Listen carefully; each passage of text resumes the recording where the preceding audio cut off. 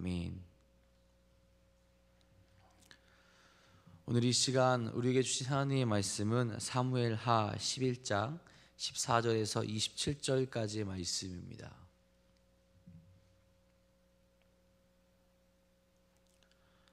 사무엘하 11장 14절에서 27절까지의 말씀입니다.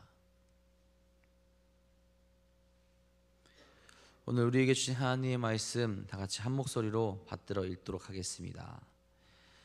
아침이 되매 다윗이 편지를 써서 우리아의 손에 들려 요압에게 보내니 그 편지에 써서 이르기를 너희가 우리아를 맹렬한 싸움에 앞세워 두고 너희는 뒤로 물러가서 그로 맞아 죽게 하라 하였더라.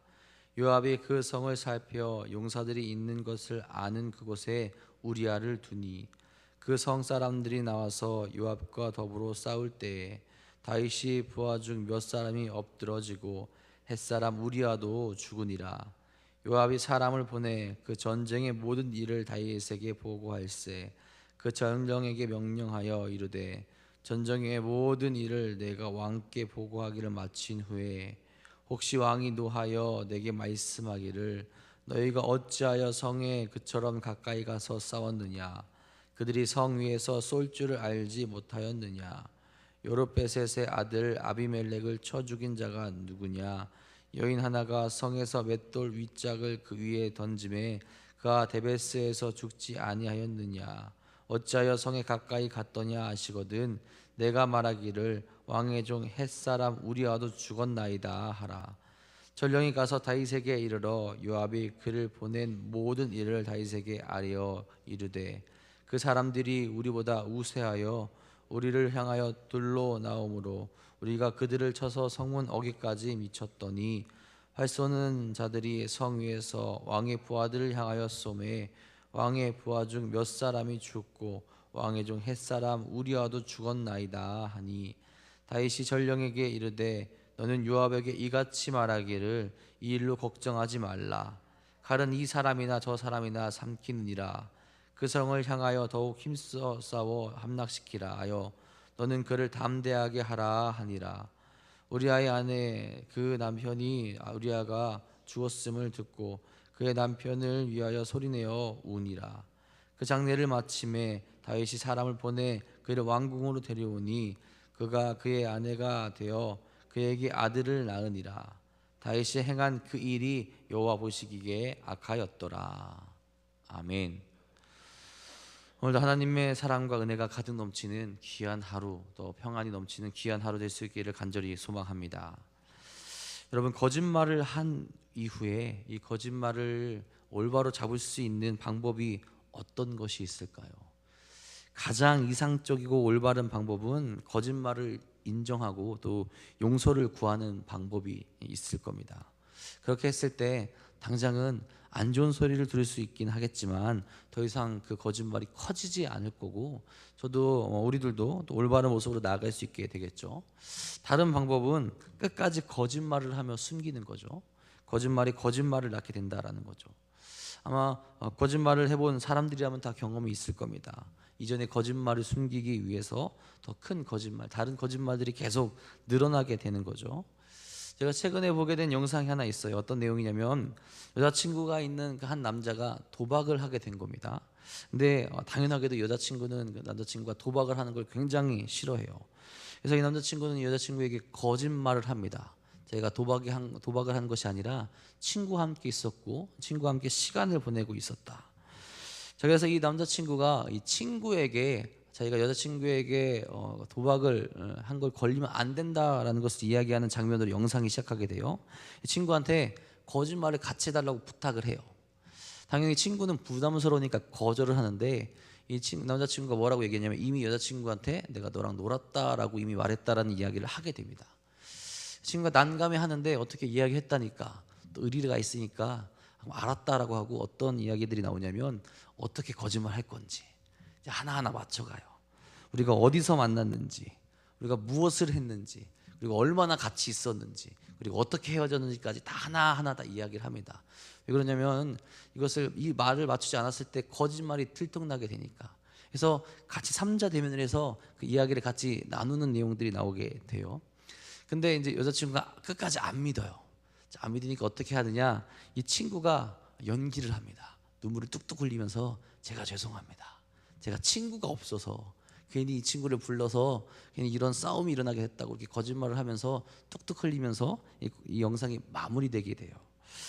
영상으로 보면 재미있는 영상이고 어떻게 보면 공감 가는 영상인데, 여러분 이 거짓의 모습이 혹은 죄의 모습이 우리가 살아가는 삶의 자리자리에서 곳곳에 묻어 있을 수 있다라는 겁니다. 여러분 이 거짓말을 죄로 생각해 보십시오. 죄를 지었을 때 이 죄를 없애기 위해서 한 방법은 무엇이 있겠습니까? 죄 가운데 머무르지 않고 회개하는 것이 있을 거예요. 그래서 우리가 올바르게 우리가 죄를 벗어버리고 우리 나쁜 모습을 벗어버리고 하나님 앞으로 또 우리가 용서를 구할 사람에게 용서를 구하는 나가는 모습이 있을 겁니다. 하지만 우리가 회개하지 않고 죄 가운데 머물러 있다면 죄가 죄를 낳게 되는 삶으로 나아가게 되는 거죠. 그 죄를 덮기 위해서 혹은 그 죄 가운데 머무르면서 계속해서 그 죄를 또 짓게 되는 모습이 우리 삶 가운데 남아 있을 수 있다라는 거죠.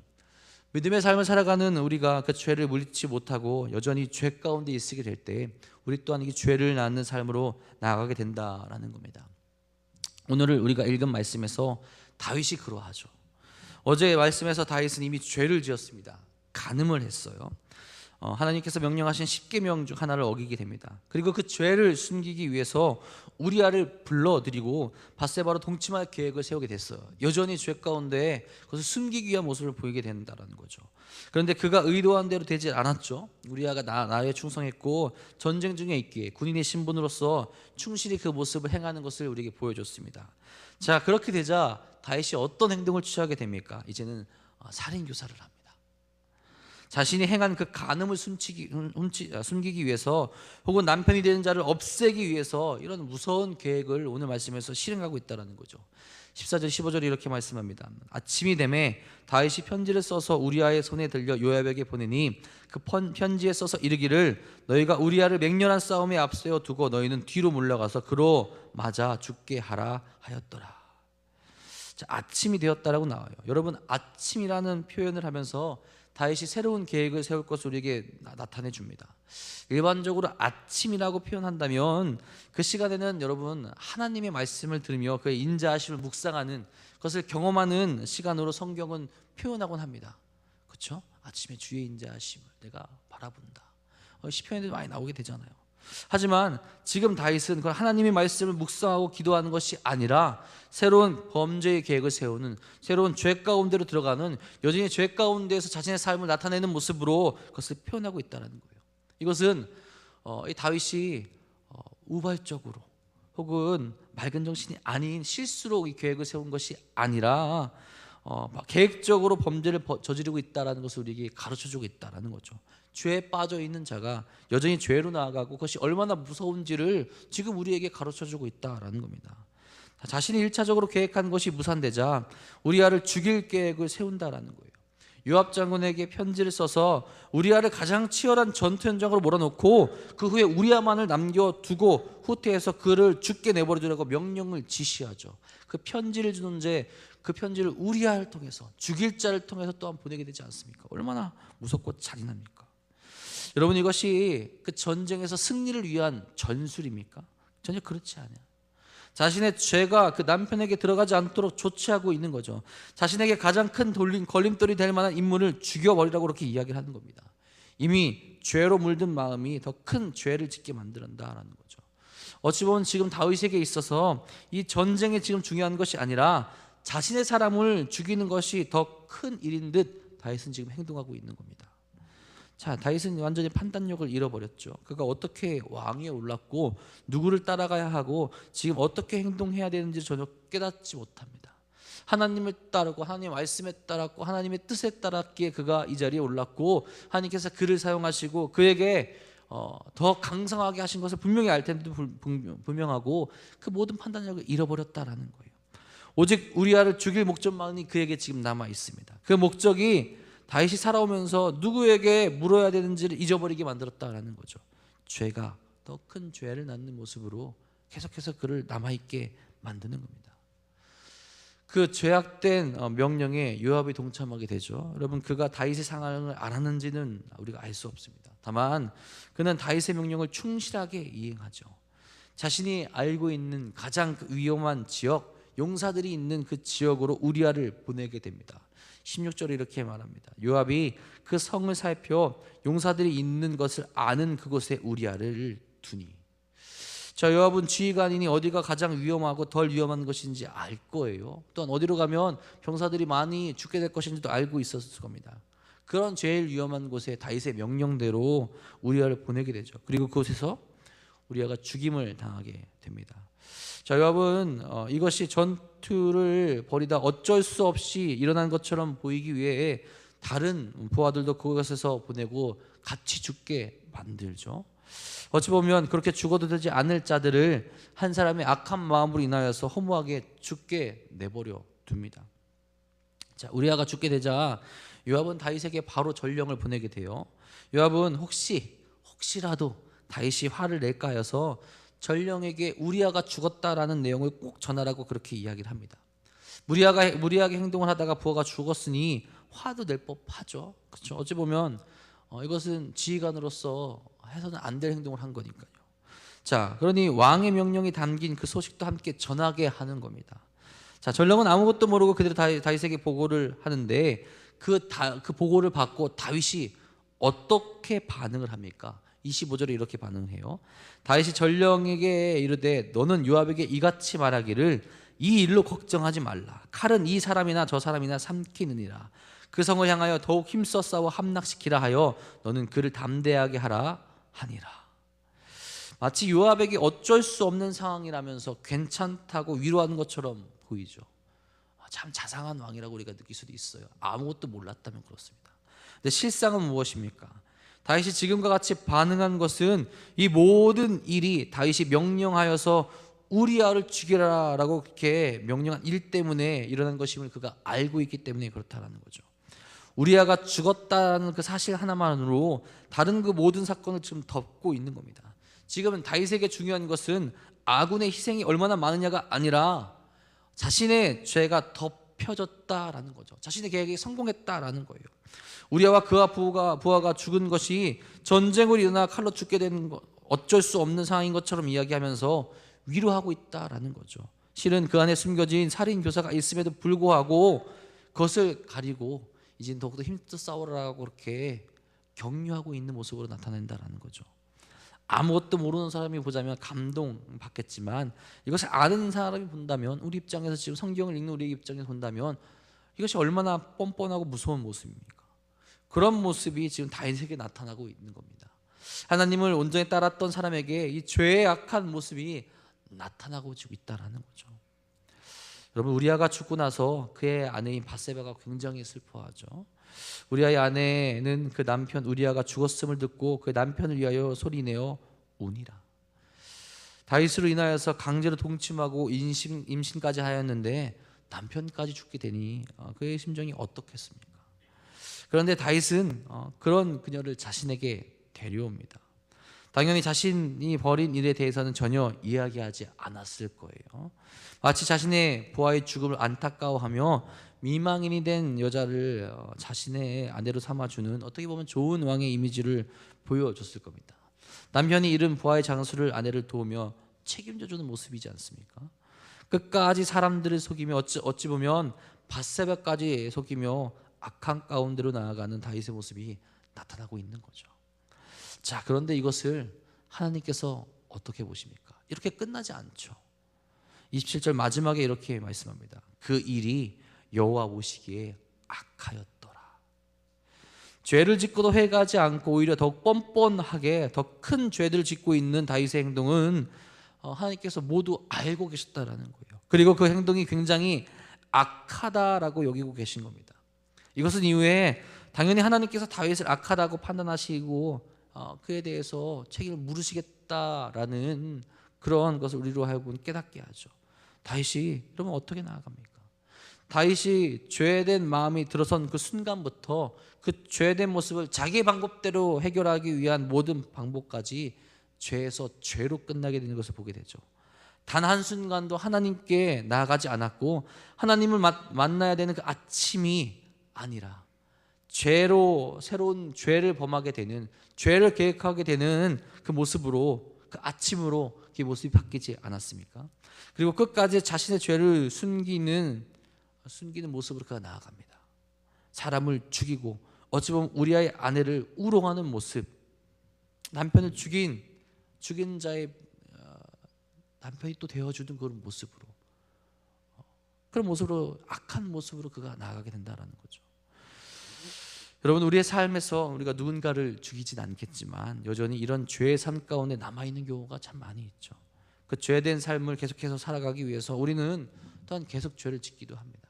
그것이 죄가 됨을 알고 있음에도, 혹은 이미 죄 가운데 빠져서 이것이 죄라는 것을 인식하지 못할 정도로 우리가 그렇게 살아가고 있을 때도 있다는 겁니다.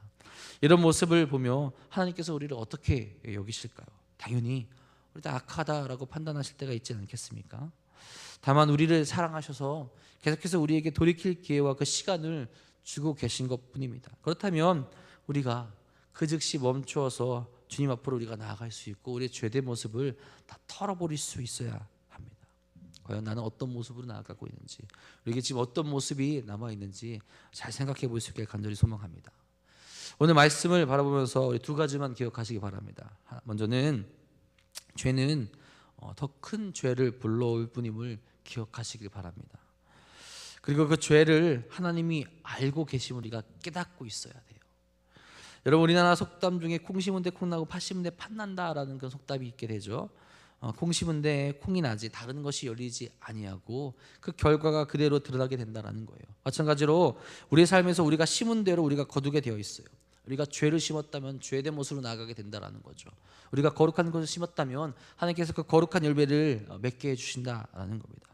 우리가 죄의 삶을 살아가게 될 때 우리가 얻게 되는 것은 세상적인 성공을 거둘 수 있을지 모르지만 그 안에 담겨져 있게 되는 것이 죄일 수밖에 없다라는 거죠. 오늘 다윗이 우리에게 보여주지 않습니까? 죄가 죄를 낳았습니다. 더 끔찍한 죄로 나아갔습니다.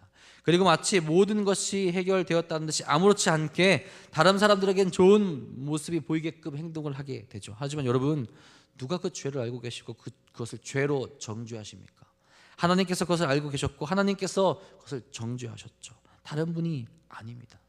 하나님께서 분명히 알고 계셨고 그것을 그렇게 판단하셨다라는 거예요. 내가 어떤 의도로 그렇게 한 것인지, 무슨 죄를 짓고 있는 것인지 아무도 모르게 나 혼자 계획하고 있더라도 그것을 하나님이 보시기에 악하였다라고 말씀하시고 평가할 수 있다라는 거죠. 우리가 회개 없이 평생을 그렇게 나아간다면 우리의 끝은 그렇게 하나님 앞에서 멸망 가운데로 나갈 수 있다라는 거예요. 죄에서 죄를 낳는 삶으로 가고 있다면 우리를 지켜보시는 하나님이 있음을 깨닫고 하루빨리 돌이킬 수 있길 바랍니다. 아니, 지금 순간 돌이키시며 내가 나아가고 있는 죄의 모습을 하나님께 다 내려놓고 다 회개하고 거룩한 모습으로, 또 의의 모습으로 우리 용서하신 하나님께 나아갈 수 있기를 간절히 소망합니다. 두 번째로는 하나님 말씀에 더욱 집중할 수 있기를 간절히 바랍니다. 다윗이 죄를 짓게 되었을 때 분명히 하나님의 말씀에서 그는 멀어졌어요. 어제도 이야기했지만 다윗은 죄를 짓는 순간에 하나님께 한 번도 엽듣지 않았습니다. 마치 하나님과 단절된 모습으로 그가 지금 행동했다는 거예요. 자, 오늘 말씀, 이 사건이 그 사건의 시간이 짧게 이루어진 것 같지만 굉장히 긴 시간이에요. 밧세바를 범하고 임신하고 전투가 벌어지고 죽고 장례를 치르기까지, 또 아이를 낳기까지 적어도 10개월은 여러분 걸렸을 거예요. 그렇죠? 당연히 그 시간 동안 다윗은 예배도 드렸을 거고요, 하나님 앞에 나아가기도 했을 거고, 또 제사도 있었을 겁니다. 자, 그런데 다윗은 하나님 말씀에 집중하지 못한 거죠. 그 말씀에 집중했다면 말씀이 그를 책망했을 것이고 주의 말씀을 받아 죄로 들어가는 그 길을 멈췄을 거예요. 그런데 여호와가 보시기에 악한 행동을 마치기까지 그는 변함이 없었다는 겁니다. 끝까지 자기 생각대로, 자기가 행한 대로, 자기가 계획한 대로, 자기가 이끌었던 대로 그가 그렇게 행동했다는 거죠. 왜 그렇습니까? 하나님 말씀에 집중하지 않았기 때문에 그래요. 여러분, 우리는 어떠합니까? 매일매일 주의 말씀을 읽어요. 말씀 가운데로 나아갑니다. 그런데 말씀에 과연 우리가 굉장히 잘 집중하고 있는지 생각해 봐야 돼요. 그 말씀이 우리의 삶을 새롭게 하는 원동력이 되고 있는지 우리가 바라볼 수 있어야 됩니다. 아니면 그저 무슨 좋은 글 한번 읽은 걸로 여기고 좋다라고 생각하고 마치고 있진 않은지 생각해 봐야 된다는 겁니다. 그래서는 안 된다라는 거예요. 그 말씀을 곱씹고 소화시켜서 우리 마음 가운데 그 말씀이 살아 움직이게 되고 우리를 정죄하고 우리를 새롭게 하고 우리를 올바른 길로 나아가게 할 수 있도록 우리가 그 말씀에 집중할 수 있어야 된다는 거예요. 말씀이 우리의 삶을 새롭게 하고 움직일 수 있도록 그 말씀 가운데 우리가 더 들어가고 나아갈 수 있어야 된다라는 겁니다. 여러분, 더욱더 하나님 말씀에 집중하시기 바랍니다. 그래서 죄가 우리를 삼키려 할 때도 이 말씀으로 하여금 새롭게 되어서 승리의 길로 이제 나아가시는 사랑하는 여러분들 되시기를 간절히 소망합니다. 우리는 항상 죄와 싸우고 있어요.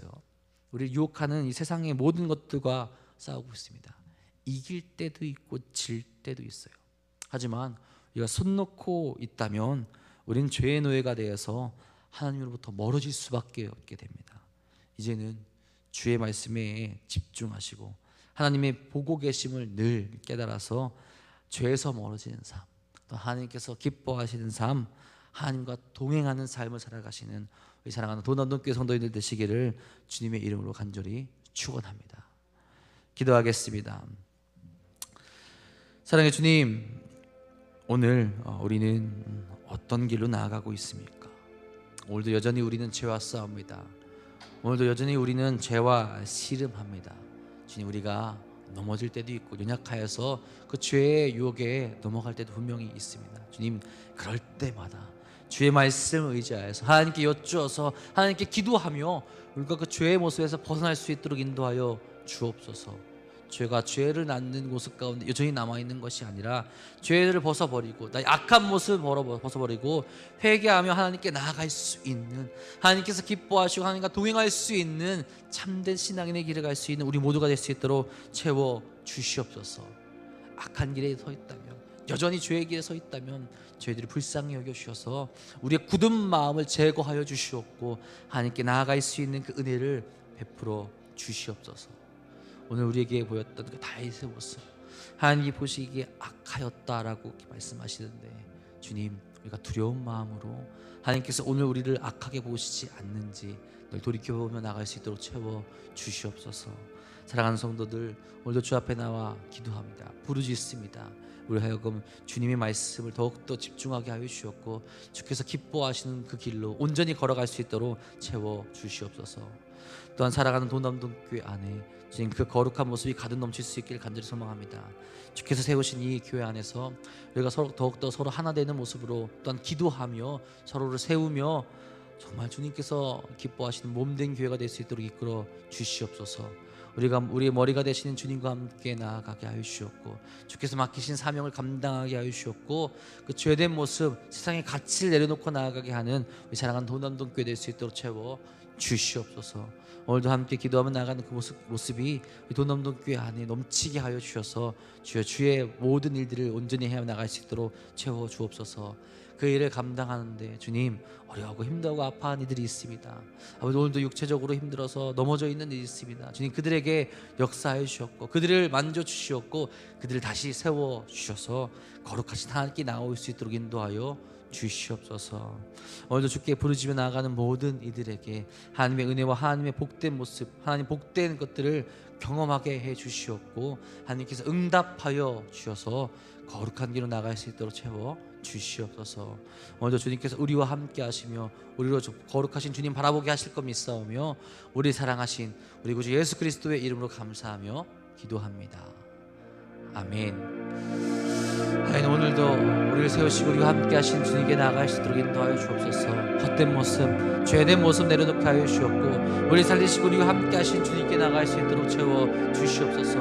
우리 삶이 어떠합니까? 우리의 모습이 어떠합니까?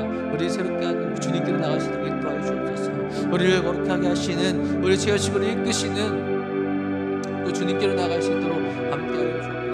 아버지 그렇게 주님께 나아갈 수 있는 인생이 될 수 있도록 역사해 주시며 주님께 주셨던 그 모든 걸 바라보 나갈 수 있는 인생이 될 수 있도록 채워 주시옵소서. 우리 흔들리지 않는 그 삶을 나아갈 수 있도록 역사해 주시옵소서. 우리 주의 더욱더 주님 바라볼 수 있도록 역사해 주시며 우리를 채우시고 우리 함께 하심을 지키시고 보호하시는 하나님께 모든 것을 맡겨 나갈 수 있는 인생 될 수 있도록 하여 주옵소서. 아버지께 모든 것을 드릴 수 있게 간절히 소망합니다. 우리 그 거룩하신 길로 나갈 수 있도록 역사해 주시옵소서. 아버지 이끄심 따라서, 아버지 채우심 따라서 우리가 정말로 남아있을 곳에 역사의 곳에 우리가 그 마음을 들며 나가시는 인생 되도록 하여 주옵소서. 아버지 채우신 가운데 소망합니다. 아버지 오늘도 그 가운데 나가시는 역사하여 주옵소서. 우리로 주님을 바라볼 수 있는 역사하여 주옵고 우리를 지으시고 함께 하신 주님께 나가시는 인생 될 수 있도록 하여 주옵소서. 오늘 이곳에서 더욱더 주님 바라보 나가시는 인생 되게 아버지께 모든 것들 나가시는 삶이 될 수 있도록 채우시고 역사하여 주사 아버지와 그 거룩한 길에 우리 채우시고 나갈 수 있도록 역사하여 주옵소서. 아버지 거기 나가기를 소망합니다. 우리로 그 거룩하신 길에 나가시고 역사하여 주옵소서. 아버지 우리가 회개해야 될 때 회개케 하여 주시옵고 주님 찾아야 될 때 부르짖어야 할 때 주 뜻 가운데 있어야 될 때 아버지가 거룩한 길에 나갈 수 있는 우리 모두가 될 수 있도록 하여 주옵소서. 아버지 깨드리게 하시고 주께 드리게 하시고 주님과 함께 하게 하시고 오늘 우리 채우시고 역사하시고 주님 바라보 나갈 수 있는 인생 될 수 있도록 아버지